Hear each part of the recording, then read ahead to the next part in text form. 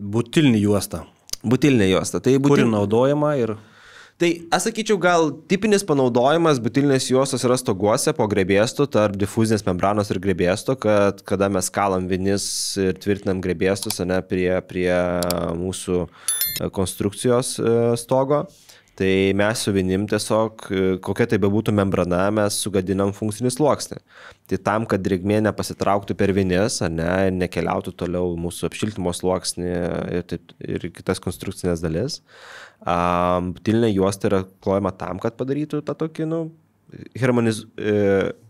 apsuktų vinį ir jį visiškai izoliuotų nuo drėgmės, neleistų vandeniu patekti ir apsaugotų tuo pačiu membraną. Dabar tai jūsų yra vinių sandarinimo juosta. Čia... Yra.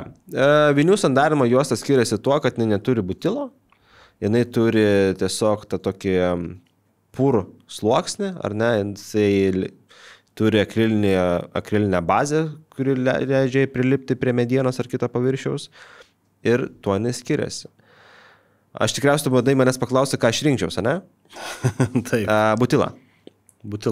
Butilas išlieka plastiškas labai ilgai.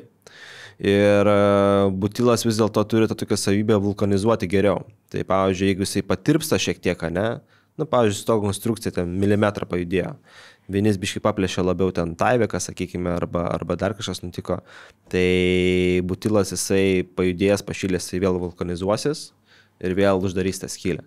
Tai aš rinkčiaus butilą.